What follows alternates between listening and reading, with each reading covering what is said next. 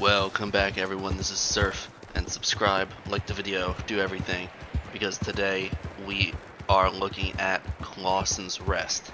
Now Clawson's Rest is a small cabin on a hill on the southern edge of the West Grizzlies, just northwest of Valentine. Other than the cabin itself, which is adorned with hunting trophies, there is also an outhouse and an animal hanging rack for cleaning kills. Though what is on the outside of the house is not nearly as important as what's inside the house.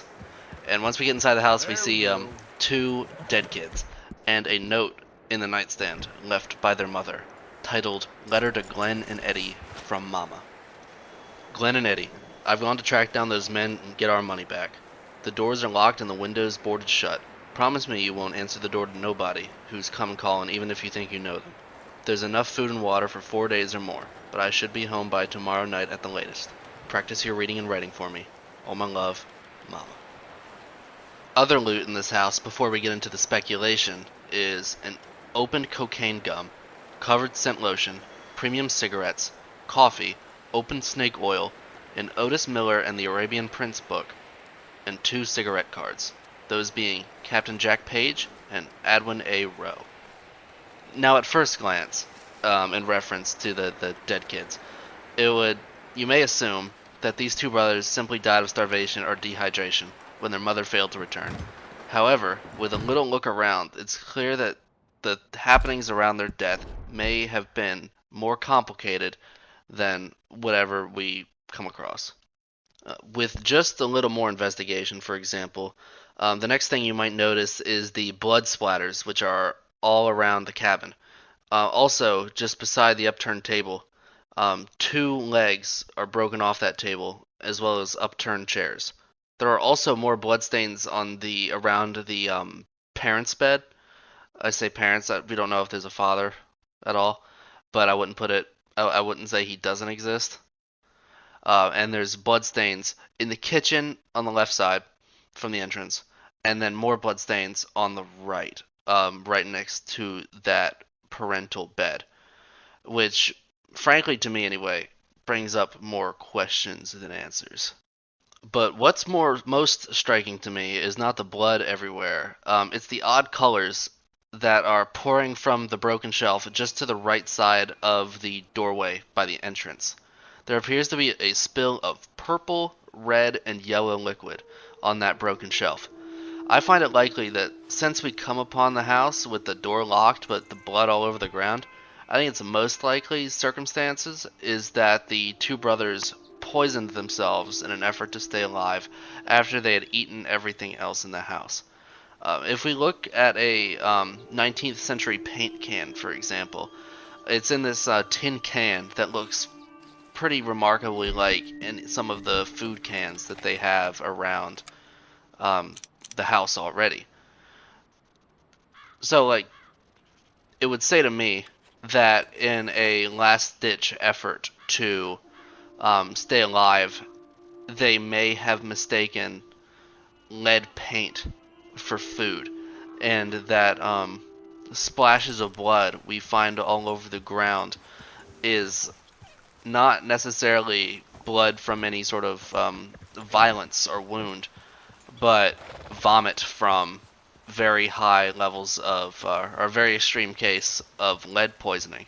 And these upturned tables and these chairs might have come from a panic that these kids were facing when they realized they were already starving. They were probably already dehydrated, and now everything's so much worse because they decided to down cans of lead paint.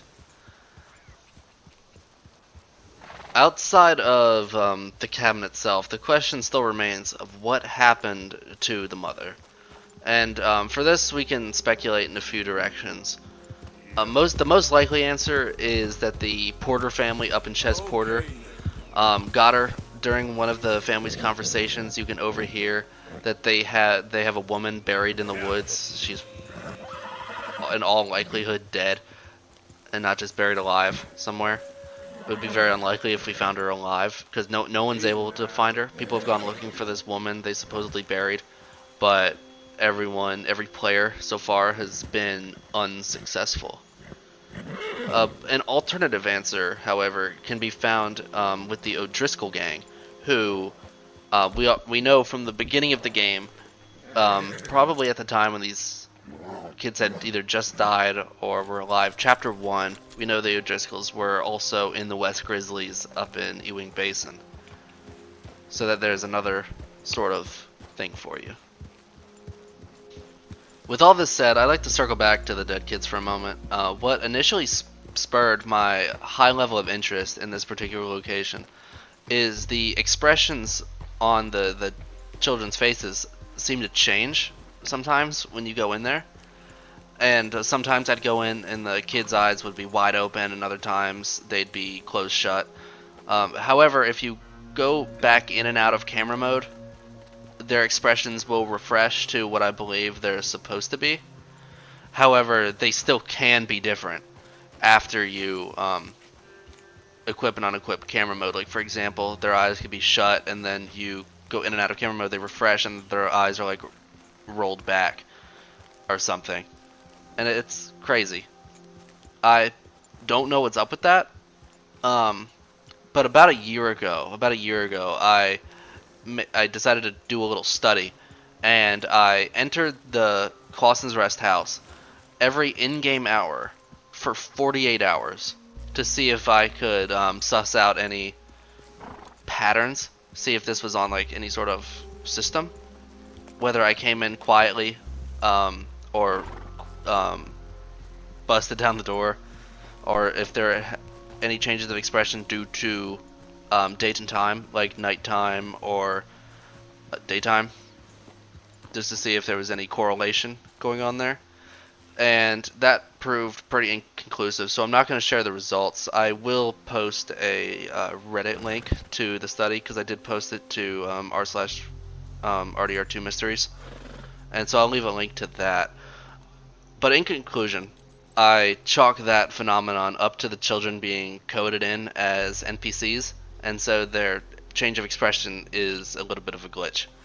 But like I said earlier, even when you do go in and out of camera mode, their expressions can be different. Like, if you go in and out of camera mode, they're not always going to be the same expressions every time when that refreshes. So it's not clear to me if or which expressions the devs have as the intended one that you're supposed to see, but that's just what we have. The Clawson's Rest is probably one of the locations that piques my interest the most, just because there's basically no answers. We have speculation, and we sort of have leads of potential things that could have happened, but we sort of don't quite get the answer. We're gallivanted in several different directions, and we don't get the conclusion. If there is if there's any progress to this, I will make an update and see where we can't go from there. But with that said, subscribe to the channel, like the video, tell your friends, because I'm gonna be here. I'm still gonna be here. I'm gonna be making these videos. RDR2 has been out for like a few years now. I'm still gonna be making these videos. It's crazy. I'm gonna be here for you to look back on when you need a case file, when you need a little biographical thing on a specific RDR2 location. So I will see you next time. In the next episode, we will be looking at Mount Hagen as a whole, just the whole Mount Hagen. So you're gonna want to stay tuned for that, and I will see you in the next one.